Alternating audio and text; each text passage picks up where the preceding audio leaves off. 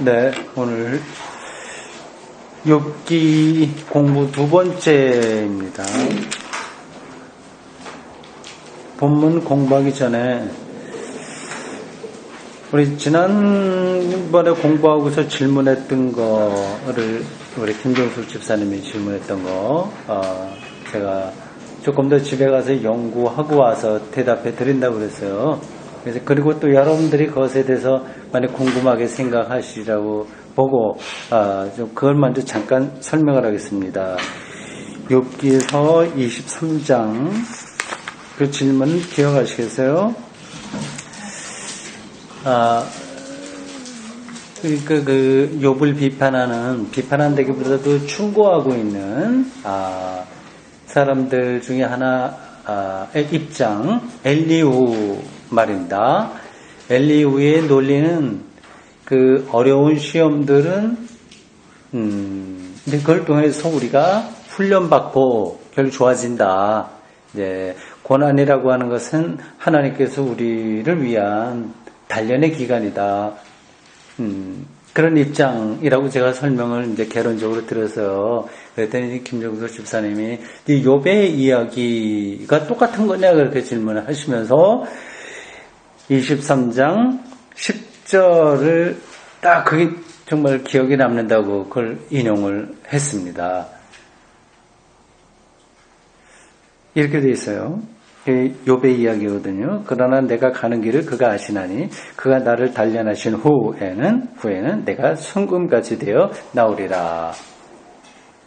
이 구절이 바로 이제 앞서 제가 설명한 엘리후의 입장하고 비슷하죠?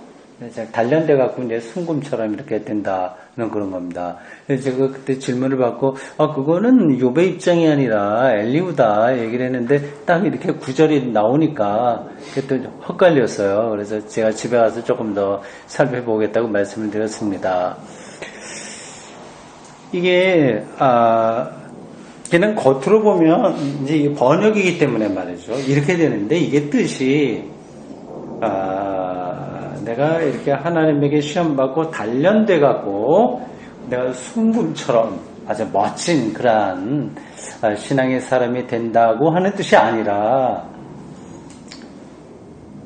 이렇게 시험을 받는다고 하더라도 난 잘못한 거 없다 그 뜻입니다. 이게. 순금처럼 나는 잘못된 게 없다. 그러니까 자기의 의로움을 이야기하려고 하는 거지 이런 훈련을 통해서 내가 좋아진다 그런 뜻은 아니죠. 그러니까 번역이 조금 문제가 있는 거죠. 그러니까 이게 번역이 쉽지가 않습니다. 히브리어가 원래 모음이 없어갖고 이제 그게 이제 어떻게 번역하느냐에 따라서 약간씩 달라지기도 하고요. 굉장히 복잡합니다. 혹시 여러분들 공동 번역이라든지 새 번역이라든지 그 성경 가지고 계신 분 있어요? 이 구절을 한번 다른 걸로 한번 읽어보시겠어요? 스마트폰으로 찾을 수 있습니까? 다른 번역으로 알기 쉽게 하는 번역. 우리말 번역은 이게 오해하기가 딱 쉬워요. 이 말은 그대로 김정수 집사 얘기한 대로 잘 이렇게 단련받아갖고 내가 순금처럼 믿음이 좋아진다 그런 것처럼 이해하기에 딱 안성맞춤입니다. 근데 그건 아닌 거예요. 다른 번역 혹시 있습니까?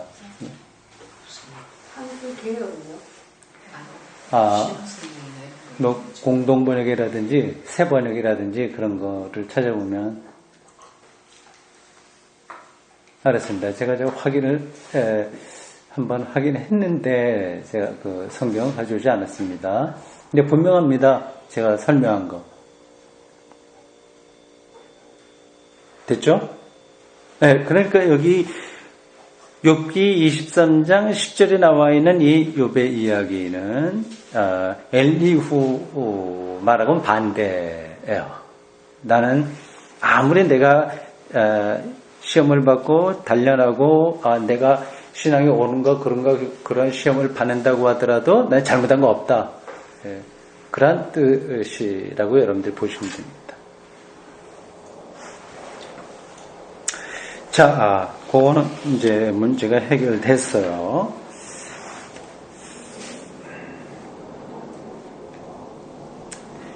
자, 2장 오늘 우리 같이 공부하겠습니다. 1절에서 13절까지 길지 않아요?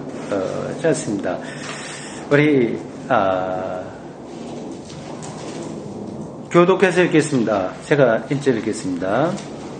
또 하루는 하나님의 아들들이 와서 여호와 앞에 서고 사탄도 그들 가운데 와서 여호와 앞에 서니 여호와 앞에서 사탄에게 이르시되 내가 무서워하느냐 사탄이 여호와께 대답하여 이르되 나를 두루두루 하나님의 적이 만져왔나이까.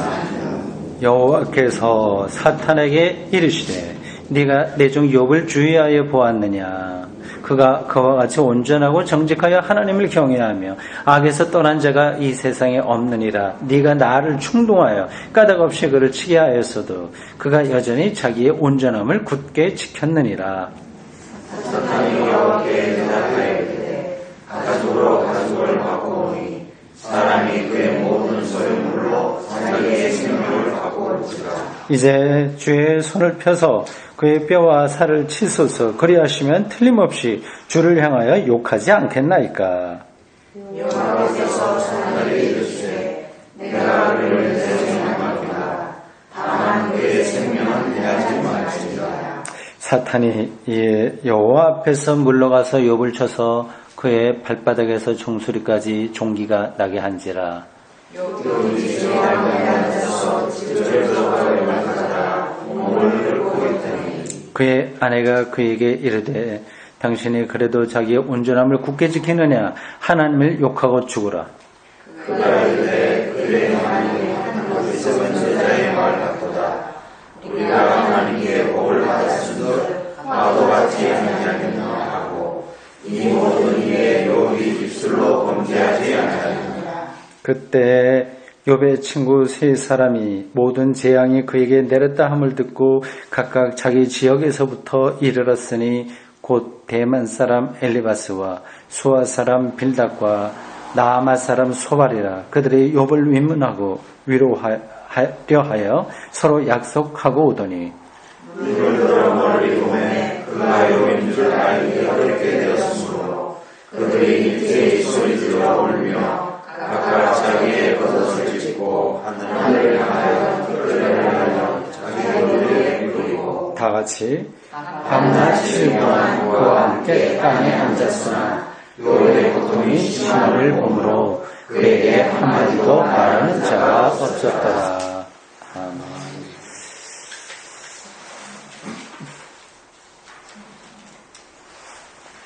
1장하고 2장 비슷해요. 내용이요. 욥에게 이제 시험이 내린다. 어려운 일이 내렸다. 이제 그 이야기입니다. 1장에서는 욥이 자기 소유물을 잃어버리는 거예요. 재산 그 많던 것. 사실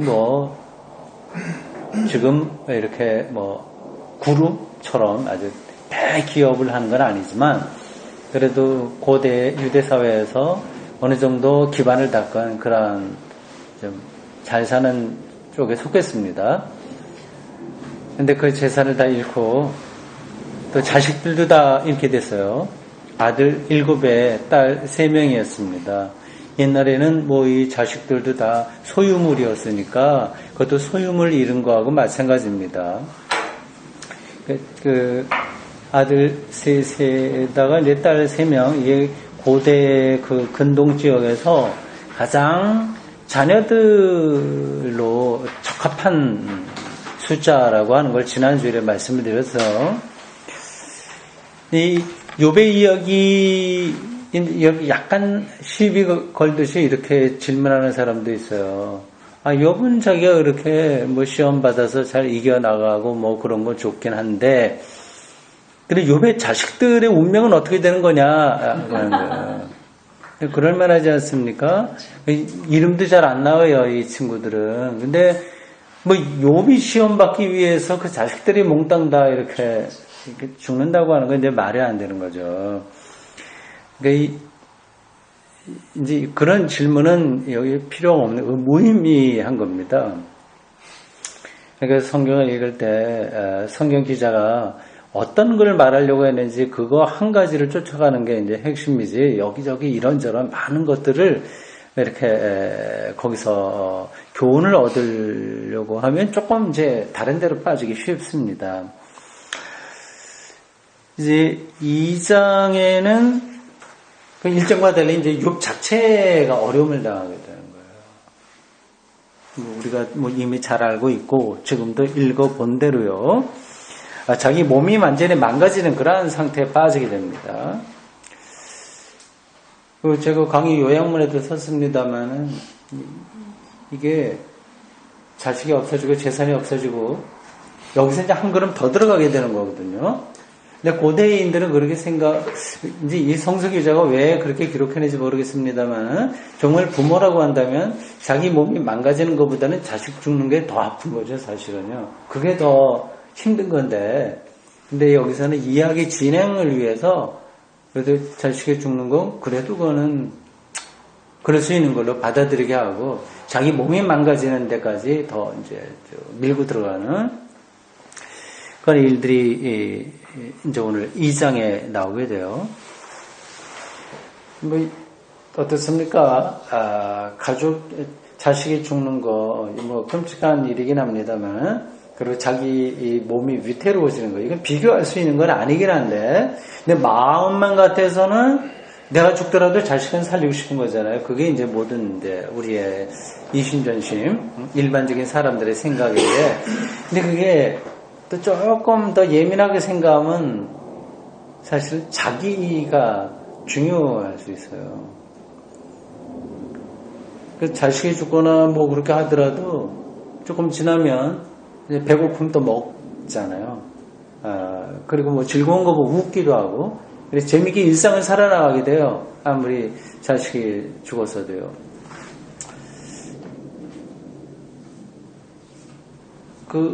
그런 이야기가 기억나네요. 그분이 누구십니까? 남편하고 자식이 이제 1, 2년 사이로 죽고 가톨릭 신자였던 그 소설가 박완서 선생님. 네. 한 말씀만 하소서라고 하는 그 에세이인가 거기 기록한 것 같아요. 그러니까 남편이 죽은 거는 뭐 병이 걸려서 죽은 건 뭐 그대로 받아들이긴 하지만 근데 아들이 뭐 그 교통사고인가 뭘로 죽었는가 봐요. 근데 정확하게 모르겠습니다. 그러니까 졸지에 이제 젊은 아들 수련이 하다가 이제 젊어서 죽었는데 그래서 이제 모든 게 이제 뒤집어지는 그런 상태였습니다. 그런데 어느 순간인가 자기가 배가 고프더래나? 그래서 뭐 먹고 뭐 이렇게 하는 걸 자기를 보고서 한심하다 이렇게 생각을 했답니다. 아들이 죽었는데 어떻게 입에 먹을 게 들어가는지 말이죠. 하여튼 뭐 그러한 게 사람이죠. 뭐 그건 어쩔 수 없습니다. 그래서 오늘 여기서 이거를 쓴 사람도 자식이 죽은 것보다도 한 걸음 더 들어가서 이 욥에게 임하는 그러한 큰 위기, 그걸 지금 또 하나의 가중되는 시험으로 제시하고 있습니다. 1절에서 6절, 이거는 1장 6절에서 12절에 나와 있는 그러한 이야기에 거의 똑같은 반복이라고 할 수 있어요. 하늘에서 회의가 열렸다고 하죠. 근데 사실 이건 이제 여러분들 실제적인 걸로 생각하시면 안 돼요. 근데 여기 보면 1절에 보면 2장 1절에요. 하나님의 아들들이 왔다. 그리고 또 하나님이 서 있었고 여호와가 있었고 그리고 뭐 사탄도 왔고 그래서 이렇게 회의를 여는 것처럼 이렇게 묘사가 되어 있습니다. 왜 이런 일이 있겠어요? 이제 문학적인 상상력으로 그렇게 이제 기록을 하는 거죠. 근데 여기서 제가 그렇게 말씀드리기가 좀 조심스럽긴 한데 하나님의 말씀인데 그게 무슨 문학적 상상력이냐? 그렇게 따지고 들면 이제 그 설명하려면 너무 길어요. 근데 뭐 여러분들은 이제 그건 제가 길게 설명하지 않더라도 이해하시리라고 생각을 합니다. 그러니까 어떤 근원적인 것을 설명하기 위해서 이런 문학적인 장치로 이런 이야기를 하는 거죠. 도대체 일어날 수 없는 이러한 일들이 왜 일어나는가에 대한 근원을 이제 해명하려고 하는 하나의 문학적인 이렇게 수사, 레토릭이라고 하는 그거라든지, 비유, 상징, 그렇게 생각하시면 되겠습니다. 여기서 회의가 일정에서 나왔던 것처럼 비슷하게 나와요. 하나님이 사탄에게 또 물어봐요. 어디 갔다 왔냐? 만화 같은 이야기죠. 근데 여기저기 좀 많이 다녔다가 왔습니다. 두루두루 다니다가 왔습니다. 지난번 공부에도 제가 한번 말씀드렸듯이 톨스토이나 어떤 사람들의 그 동화에 나올 만한 그런 이야기, 이 구성 자체가 그렇게 되어 있어요. 여기저기 다녀왔습니다 했더니 여호와께서 사탄에게 또 이제 욥을 칭찬하는 거예요. 1장에서 칭찬했죠? 2장에서 또 칭찬해요. 너 때문에 내가 할 수 없이, 네가 그래서 내가 할 수 없이 허락해서 내 종 욥이 큰 어려움을 당했는데 봐라. 그래도 시험을 잘 거기에 떨어져서 하나님 욕하지 않고 그 신앙을 잘 지킨 거 보지 않냐? 그가 여전히 온전하다. 그렇게 말씀을 하세요. 그리고 이제 사탄하고 이제 그런 얘기 하는 겁니다. 사탄이 어떤 얘기를 했는지 여러분들이 다 아실 테니까 제가 길게 설명하지 않겠습니다. 그래도 있는 그대로 한마디만 말씀드리면, 사람은 아무리 자기 소유, 그리고 자식이 있다고 하더라도 그거 갖고는 막다른 골목이 아닙니다. 그러니까 그 사람 자체를 한번 쳐보십시오. 그러면 욥이 결국은 하나님을 부정할 겁니다. 상당히 일리가 있는 그런 주장을 사탄이 한 거예요. 거기 재미있는 표현이 있습니다. 4절 보십시오. 사탄이 여호와께 대답하여 이르되 가죽으로 가죽을 바꾸오니, 이게 속담일 겁니다. 속담.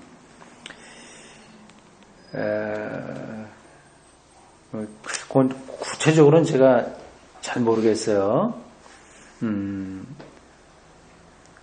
그러니까 자기 생명을 유지하기 위해서는 그 무엇이라도 지불한다. 아마 그런 뜻을 가지고 있는 속담인 것 같습니다. 그게 이제 가죽으로 가죽을 바꾸니라고 하는 걸 그 뒤로 바로 설명하는 것을 보면 맞죠? 사람이 그의 모든 소유물로 자기의 생명을 바꾸올지라. 그런 뜻이에요.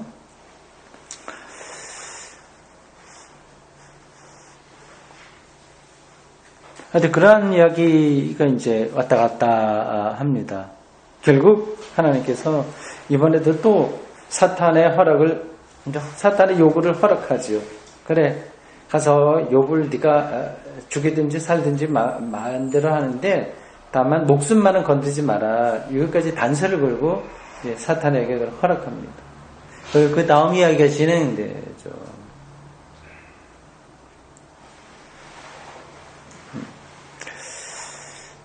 7절에 보면 사탄이 이제 자기의 계획을 실행합니다.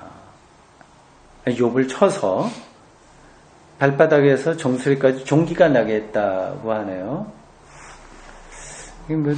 종기라고 표현하니까 아주 간단한 병 같지 않습니까?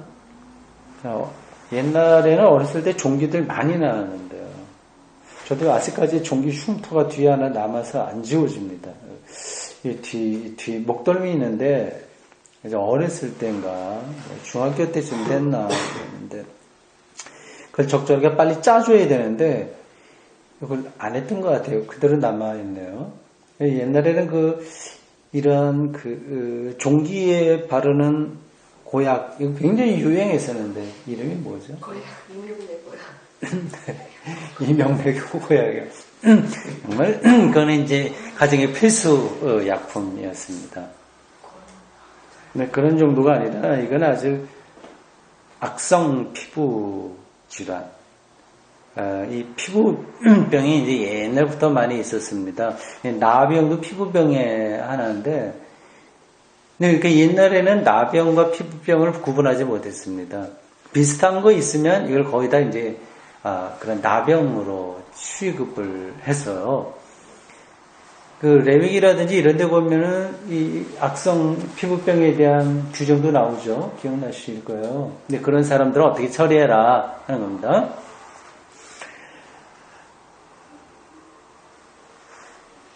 근데 이제 이렇게 큰 이제 나병과 같은 그런 병에 욥이 걸린 거예요. 그 상황을 8절이 그렇게 설명하죠. 욥이 제 가운데 앉아서 질그릇으로 질그릇 조각으로 자기 몸을 긁고 있었다고 하는 겁니다. 재라고 하는 거는 재이기도 하지만 똥 아니면 쓰레기 이런 뜻으로도 해석이 돼요. 그러니까 이 욥이 자기 집에 앉아서 그냥 재를 뒤집어 쓴 게 아니라 이러한 나병이라든지 심한 피부병이 걸린 사람들은 격리되어야 됩니다. 그래서 멀찍이 동네에 쓰레기를 모아놓는 곳 비슷한 데에 격리돼서 거기서 자기 몸을 이렇게 기와장 비슷한 걸로 긁고 있었다고 합니다. 그렇게 표현이 되고 있어요. 그러니까 이 욥의 지금 상태가 몸도 아주 크게 망가졌지만 사회로부터 격리됐으니까 마음도 이렇게 완전히 땅바닥에 떨어진 그런 상태입니다. 그러니까 우리가 더 이상 나락으로 떨어질 수 없을 정도의 그 밑으로 떨어진 그런 욥의 상황이라고 할 수 있습니다. 조금 바꿔서 생각해 봅시다. 바꿔서 생각해 본다기보다도 이제 욥의 상태가 어떤지를 조금 우리가 상상을 할 수 있습니다. 죽지 못해 사는 거고요. 차라리 죽는 게 낫겠죠. 그런 상태에서는요. 완전히 격리되어 있고요. 그리고 몸도 완전히 망가져 있고요. 나중에 보면 친구들이 와서 볼 때 욥인지 알아보지 못할 정도라고 했으니까요. 이럴 바에 차라리 죽는 게 나은데 이제 3장에 가게 되면 내가 태어나지 않았던 게 좋다. 그렇게까지 고백하는 걸 보면 아주 실질적으로 이 사람은 사는 것보다는 죽는 게 낫다. 그런 상황에 떨어진 겁니다.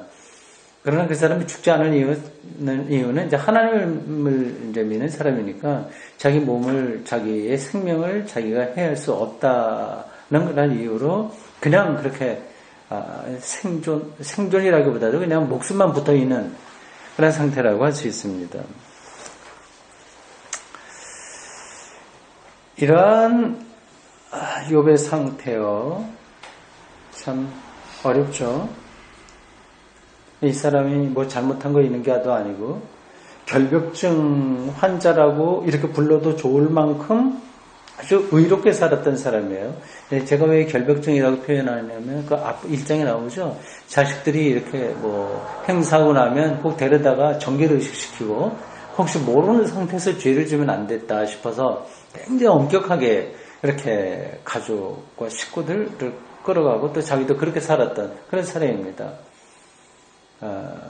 그런 사람이 완전히 절망적인 상태에 빠지고 그리고 사람들이 동정을 받을 수 있으면 괜찮지만 참 억울한 일을 당해서 어떠냐 그래도 힘내라 이런 건 아니잖아요. 이 사람이 완전히 이거는 저주받은 거거든요. 그래서 그 다음에 좀 나오지 않습니까? 그 부인이 그런 얘기예요. 9절에 보면 충돌하는 거예요. 이 부인도 사실은 그 친구들하고 입장이 비슷한 거예요. 그러니까 이 부인이 볼 때 제 남편이 마음에 안 드는 거야. 그렇게 본인은 의롭다고 하지만 그래도 그렇게 집안 망하지 모든 게 그렇게 됐으면 뭔가 잘못한 게 있는 거를 좀 깨닫고 하나님께 회개하고 자기 좀 낮추고 그렇게 해야 될 텐데 그냥 계속해서 자기가 의롭다고 주장을 하고 있으니까 마음에 안 드는 거죠. 남편이. 이거는 신앙적으로도 이 사람 잘못됐다 생각을 했을 거예요. 아내가 볼 때 자기 남편의 신앙이 잘못된 거예요. 자기를 계속 의롭다고 얘기를 하니까. 그래서 이 아내가 그 욥에게 그렇게 얘기하죠. 당신 그래도 지금 그런 마당에 누가 보더라도 명명백백하게 하나님의 심판을 받은 건데 그래도 그러한 죄에 대한 징벌을 받은 건데 그런데 있으면서도 여전히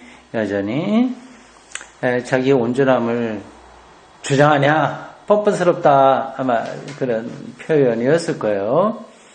그러면서 하나님을 욕하고 죽어라, 죽으십시오. 뭐 이렇게 남편을 위해서 오히려 그렇게 말을 했을 가능성이 있습니다.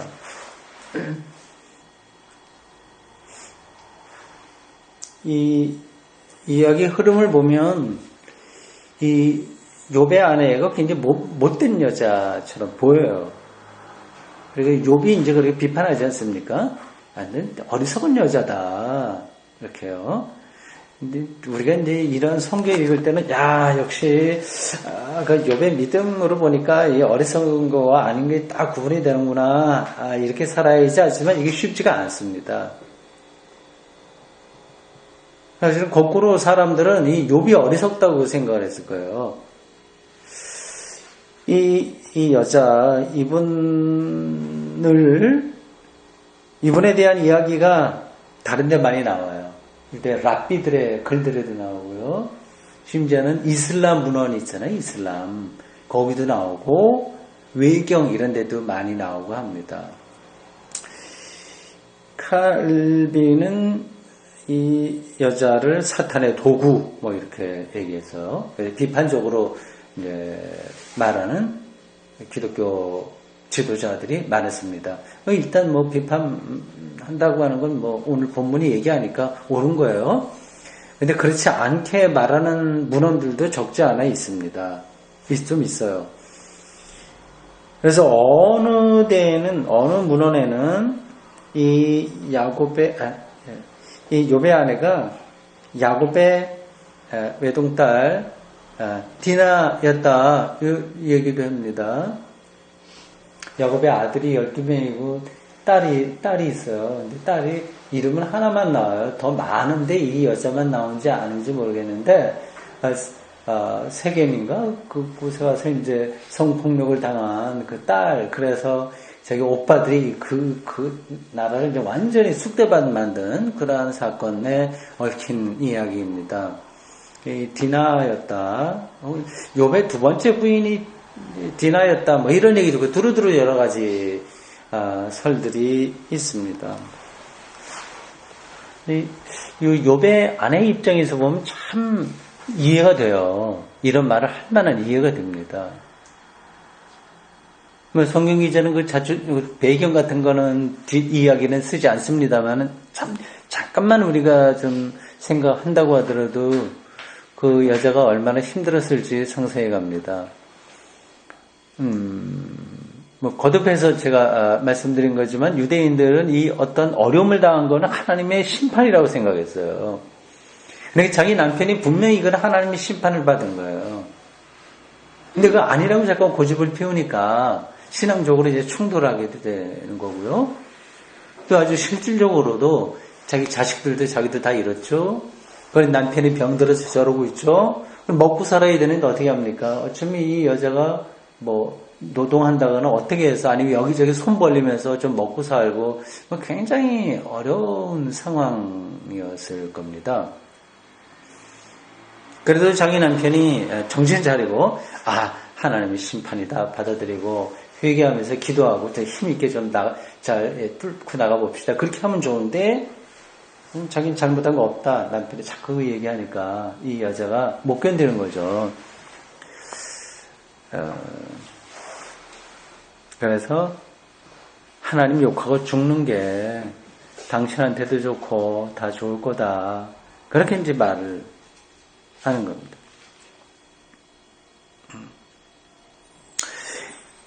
이 욥이 이 여자에게 그렇게 대꾸하네요. 10절에 보면 그대 말이 어리석은 여자 말 같도다 하면서 이제 그 다음 구절이 참 중요합니다.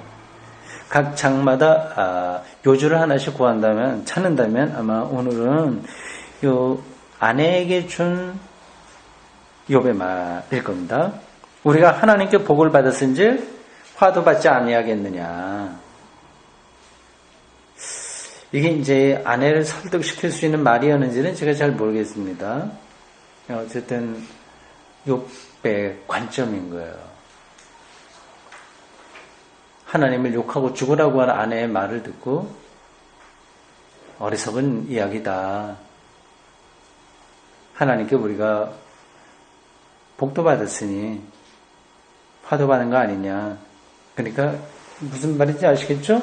그러니까 자기 화 임한 게 죄 때문이 아니다. 내가 잘못해서 그런 거 아니다. 그냥 그거는 우리에게 일상에서 살아가는 삶의 과정이다. 그렇게 받아들이는 거죠. 그러니까 어떻게 보면 이 욥보다도 다른 사람이 볼 때는 그 당시 일반적인 생각에 따르면 이 친구들이나 이 욥의 아내, 이 사람들의 말이 더 신앙적인 것처럼 들립니다. 욥의 말은 근데 그 당시에 일반적으로 옳다고 생각하는 것들로 세상이 돌아가지 않는 그걸 보고서 이제, 이게 왜 이러냐에 대한 문제제기예요. 그러니까 이렇게 말씀을 드려야 되겠네요. 욥기는 대답이 있는 게 아닙니다. 신앙의 본질이 뭐다, 딱 그걸 이야기하는 게 아니라 지금까지 내려왔던 그러한 신앙의 관점으로만 이해할 수 없는 게 세상에 있더라. 그럼 어떻게 해야 되냐? 그런 문제제기입니다. 지금까지 내려왔던 유대인들의 어떤 신앙의 관점은 두 가지였어요. 제가 지난주에 얘기한 겁니다. 욥의 세 친구들의 입장과 엘리후였어요. 하나는 잘못한 게 있으니까 그렇다. 잘하면 복 받는다. 이거고 또 하나는 이건 훈련 기간이다. 잘 극복해서 더 좋은 신앙, 하나님을 믿을 수 있다. 이런 걸로 세상을 다 이해할 수 없다고 하는 겁니다.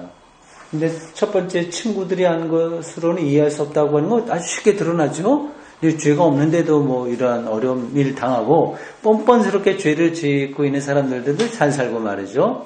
그러니까 그 이스라엘 사람들이 생각했던 그 신앙으로 세계가 해석되지 않는다고 하는 그 말은 그거는 뭐 분명하게 드러나는 거예요. 근데 이 엘리후의 입장, 우리가 그 이야기를 앞으로 쭉 계속 바탕에 두고 이제 욥기를 읽어가야 됩니다. 엘리후의 입장 굉장히 그럴듯한 거예요.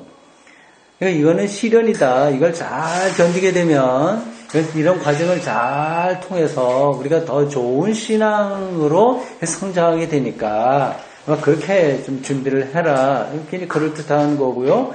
우리 신학에도 그러한 입장들은 많이 있습니다. 이것도 아니라고 하는 거죠. 욥기가 얘기하려고 하는 거예요. 시험을 받아서 더 좋게 되기 위해서라고 말하기에는 너무 엄청난 고난들이 세계에 있는 거예요. 그런데 우리 옆에서 쉽게 그거 시험 받아서 더 믿음이 좋아져 이런 식으로 나 안 된다. 그런 문제를 제기하는 어떤 그 관점 이런 것들이 욥기서에 아주 기초에 깔려 있습니다.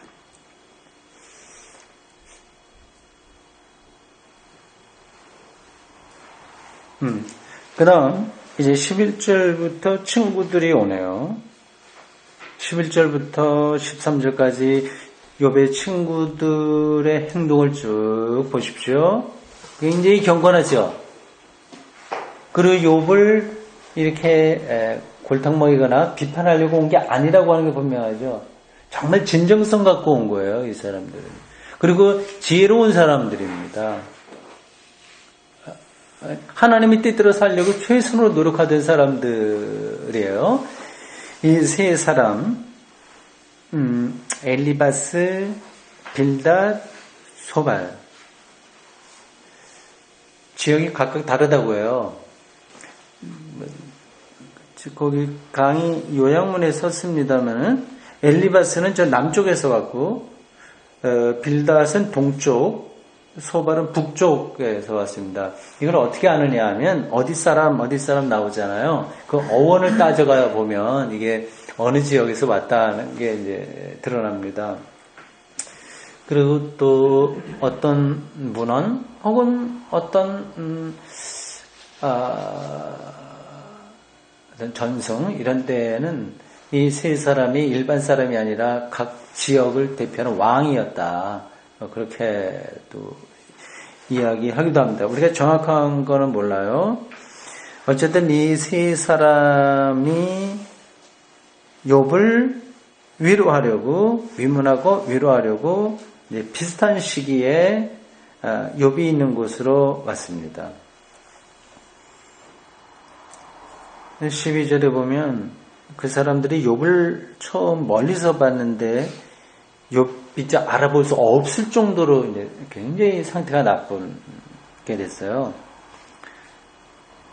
그래서 소리질러 울며 겉옷을 찢고 하늘을 향해 티끌을 날리면서 자기 머리에 뿌렸다 이렇게 되어 있습니다. 이건 하나의 의식이에요. 유대인 경건한 사람들이 이런 아주 어려운 일, 그런 일을 당했을 때 행하던 의식입니다. 그리고 13절에 보면 참 지혜로운 사람의 표시가 나요. 이렇게 하기 힘든데 그렇게 합니다. 밤낮 7일 동안 욥과 함께 땅에 앉아 있으면서 욥의 고통이 심함을 보고요. 그냥 말 한마디도 않고 못하는 거죠. 말문이 막히는 거죠. 그러고 있었다고 하는 겁니다. 참 좋은 친구들이네요. 그런 친구들 찾아보기 힘들죠. 우리는 이제 욥을 비판했다, 나중에 논쟁을 했다. 그래서 이 세 친구를 이상하게 보지만 전혀 그렇지 않습니다. 아주 경건하고 우정이 깊고요. 굉장히 인간적이고 더 다른 말을 보태기 힘들 정도로 하나님을 잘 믿는 그런 사람들이었습니다.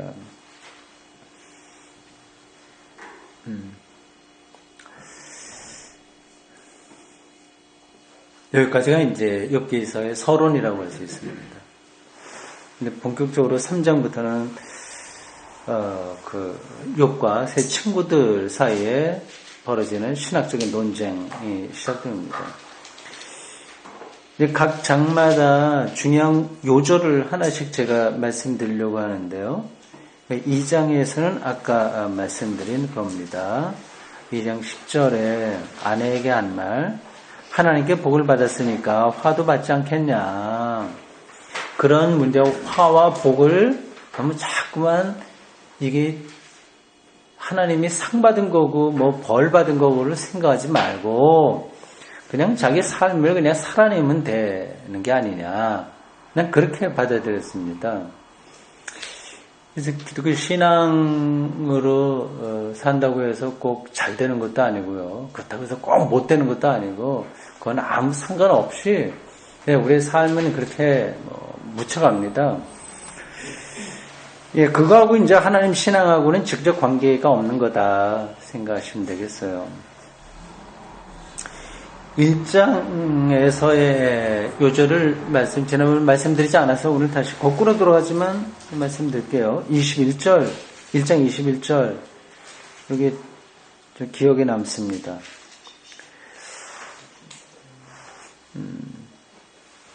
1장 21절,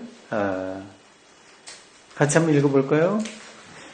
이르되 내가 모태에서 알몸으로 낳았사온 주 또한 알몸이 그리로 돌아올지라.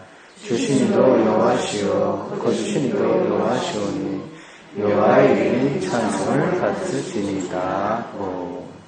네. 이런 말씀을 읽을 땐 그렇지, 이제 동의가 돼요.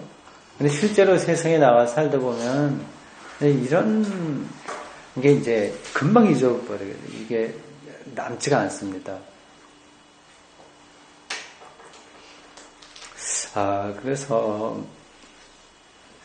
오늘 현대는 하나님의 말씀대로 살기가 더 어려운 것 같아요. 상황 자체가 어떤 신자유주의 보통 얘기하지 않습니까? 이건 경쟁에서 어떤 생산력을 높이고 경쟁력 크게 만들고 그래야만 되는 걸로 그게 이제 굳어져 버렸어요. 그렇게 하지 않으면 이거는 뭔가 잘못된 사람으로 그러한 속에 있습니다. 그래서 예수 믿는 사람들도 이제 그게 무의식적으로 그쪽으로 자꾸만 생각을 하게 됩니다.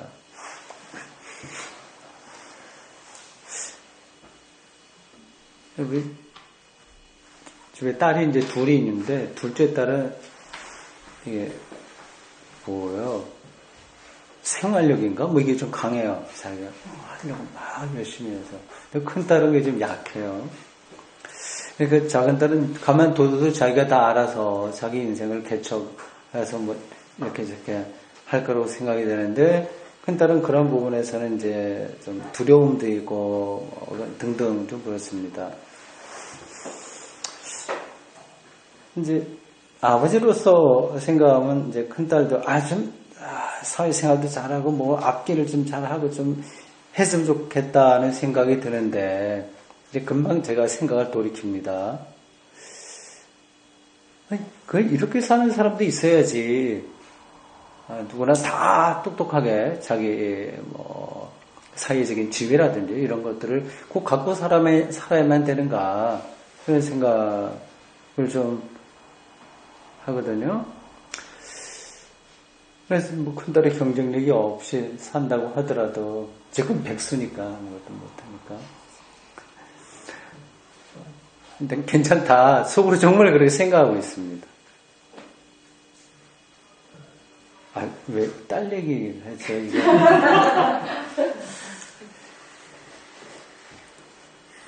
목사님 이제 설교를 하는데 어떤 이상적인 것만 얘기하고 실제로는 자기가 그렇게 안 살면 안 되는 거잖아요. 그래서 늘 그런 쪽으로 생각을 합니다.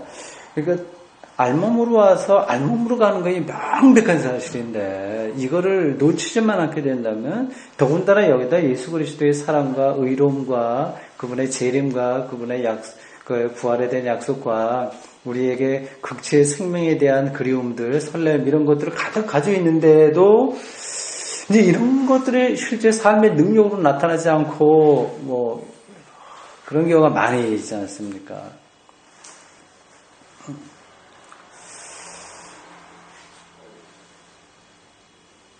그런 조금 극복해보자. 목사 스스로 그래서 자식들을 키우는데 조금 경쟁력이 없다고 하더라도 그래도 하나님을 향한 그런 신앙만 잘 이렇게 있으면 충분하다. 이렇게 제가 억지로 생각을 그렇게 하려고 하는 게 아니라 정말 그렇게 생각을 합니다. 근데 아직 신앙도 없으니까 이제 이게 문제예요. 신앙만 조금 괜찮으면 정말 내가 아무것도 안 하고 평생 그냥 산다고 하더라도 박수를 쳐줄 텐데, 그게 이제 안 돼서요. 아직 뭐 되고 안 되고는 제가 뭐 어디 확인할 수 있겠습니까? 그러나 이제 좀 그런 느낌이 있어서 그게 좀 안타깝지 다른 건 하나도 없습니다. 예, 욥 1장 2장을 우리가 같이 봤어요. 이게 우리는 이런 상태에 떨어지지는 않았습니다. 그러나 비슷한 경우는 많이 있어요. 여러 가지 면에서. 이런 것들을 이제 어떻게 이제 풀어가냐, 어떻게 해석을 해야 되고, 어떻게 대응을 해야 되고, 어떻게 받아들이느냐 하는 것들을 우리가 앞으로 조금 더 읽어가면서 공부하도록 그렇게 하겠습니다. 예, 오늘 공부를 여기까지 하고 기도한 다음에 그다음에 또 질문할 거 있으면, 지난주에도 정말 좋은 질문 하셔서 제가 집에서 준비해 와서 대답을 드렸는데 그렇게 하시기 바라겠습니다. 기도하겠습니다. 주님, 오늘 욥의 이야기 두 번째 공부를 했습니다.